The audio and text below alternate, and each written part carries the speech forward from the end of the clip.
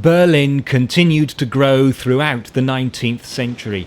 The Industrial Revolution took hold and the railways came, bringing increased mobility. One of the original stations was the Anhalt station, the terminus for trains from the southwest, opened in 1836.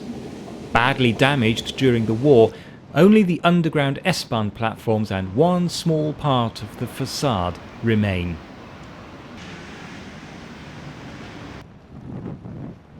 In 1871, Berlin was elevated from being just the capital of Prussia and became the capital city of a new, unified German nation-state, the German Empire.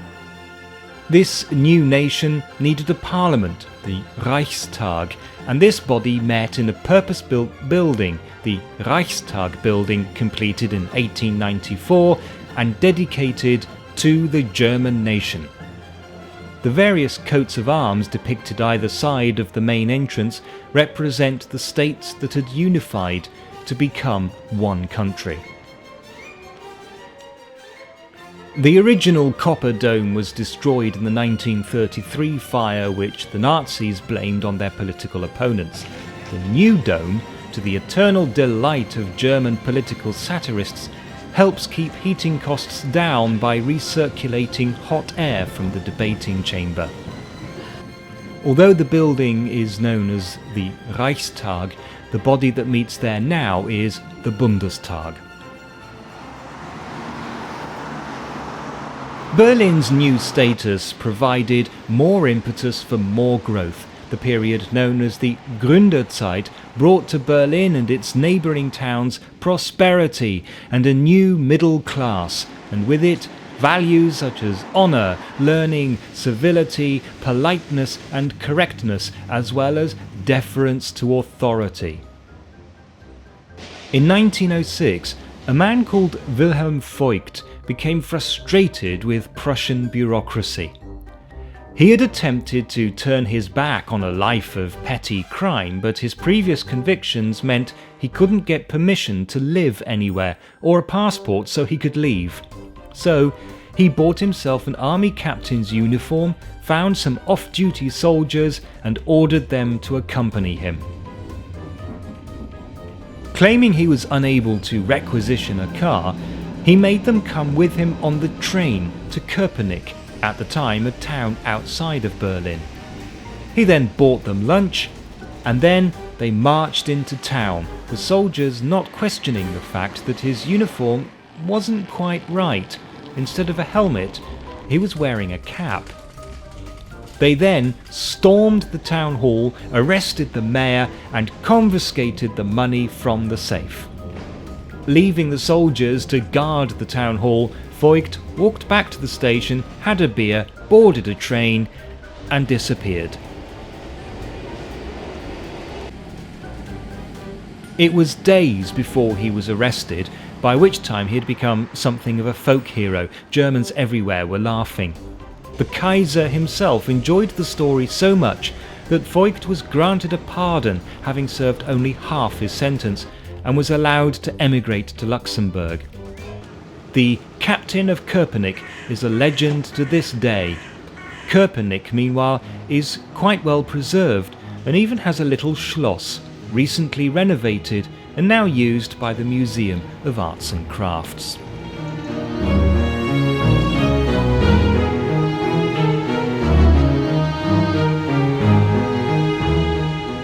By this time, Berlin's population had reached 2 million and was still growing. Getting around was becoming problematic. A viaduct carrying trains from east to west across the city had already been built. This is called the Stadtbahn and still forms the backbone of Berlin's public transport system. The arches beneath the viaduct could be used as shops and bars, a fact alluded to by the architect of at least one modern shopping mall. In 1902, a new idea was put into operation. It was initially conceived as an elevated railway, but the then independent city of Charlottenburg refused to have such a thing, and so, west of Nollendorfplatz station, the line dives below ground level and the Berlin Underground Railway, the U-Bahn, was born.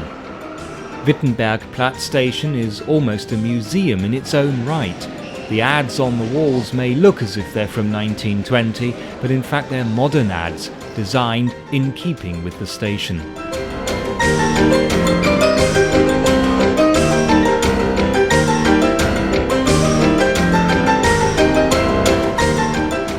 The construction of an eastward extension towards Alexanderplatz was complicated by a combination of local politics, geology and sheer bad luck, which explains why it's so curvy. But some of the stations on this section are quite fascinating. Mohrenstraße station is clad with marble from Hitler's chancellery. Spittelmarkt station is built into the riverbank. And Klosterstraße station is a small museum of the history of Berlin's public transport.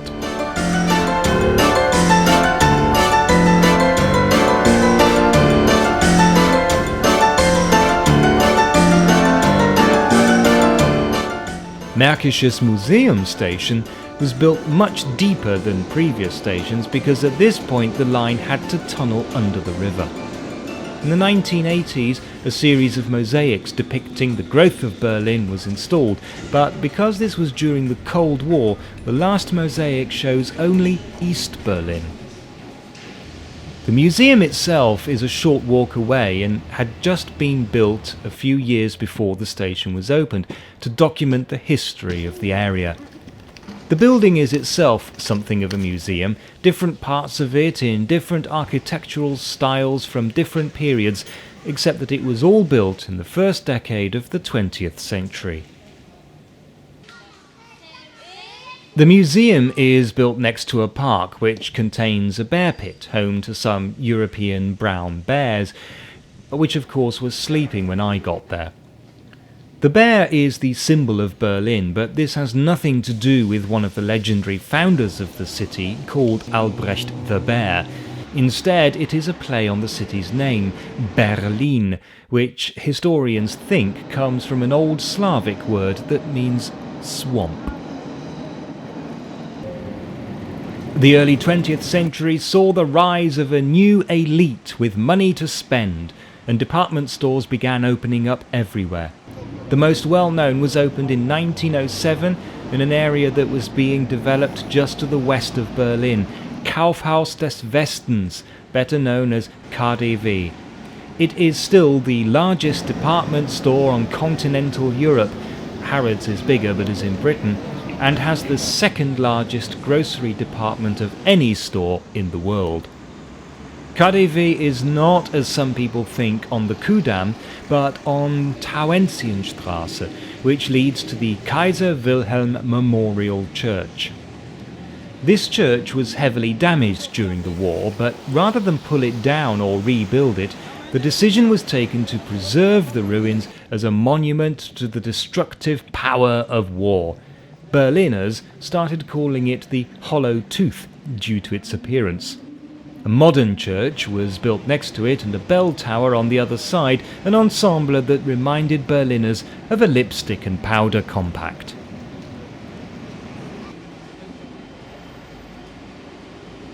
The Kudamm, or Kurfürstendamm to give it its full name, extends west from here. All this grew up around the early 20th century as Schöneberg, Wilmersdorf, Tiergarten and Charlottenburg became known as Berlin's New West. The zoo had opened in 1844 in what at the time was open fields. It was the 9th zoo to open in Europe and today has the most comprehensive collection of species in the world. The neighbouring aquarium opened in 1913 and exhibits not only fish but amphibians, reptiles and insects.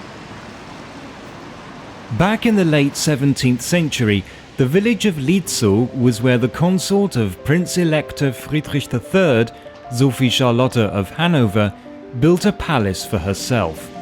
After she died in 1705, at the age of only 37, the Elector renamed both the palace and the village in her honour, Charlottenburg.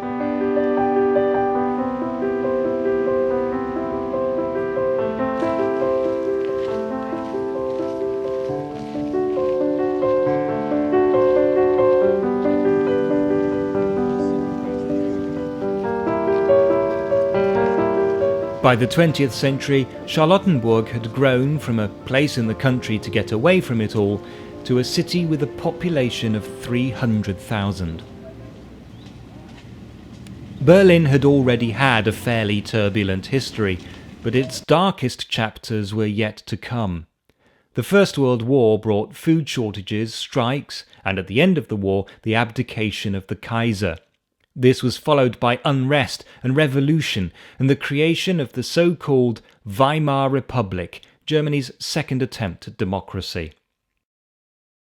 In 1920, Berlin's borders were extended to include not just Schöneberg and Charlottenburg, but places further out, including Spandau, Zehlendorf, and, of course, Köpenick. This was to prove fortunate a few decades later. Despite Berlin's problems, the Golden Twenties took hold. Berlin, now the world's fifth largest city, became a haven for artists, performers, and partygoers. The nightlife is still legendary. Even if Berlin does sometimes sleep, it wakes up at 2 in the afternoon, ears still ringing.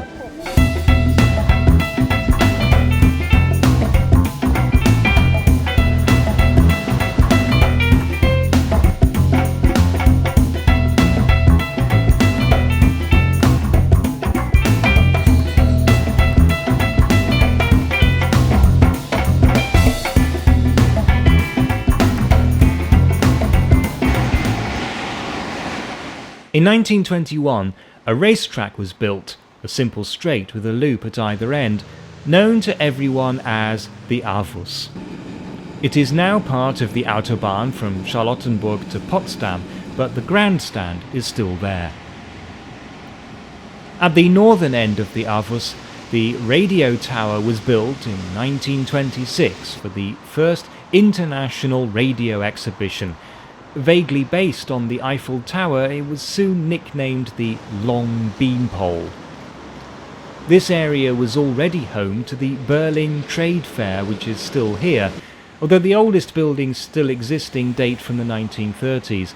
The original building stood where the central coach station now stands.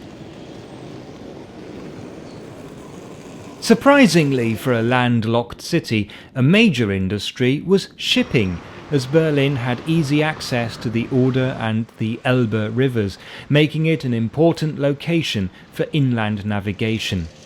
Goods could be offloaded here and transferred onto trains. For a short while, it looked as if Berlin was going from strength to strength. But the economic after-effects of the First World War and the Great Depression put an end to that in 1929, and the people looked for somebody who could put things right again. The stage was set for the rise of the National Socialists, the Nazis.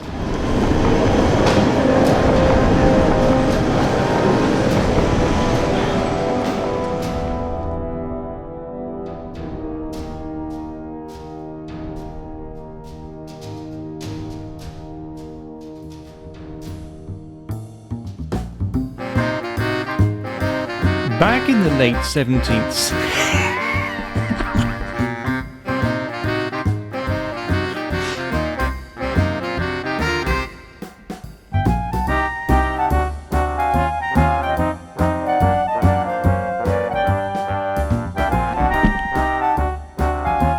in her honour, Charlottenburg.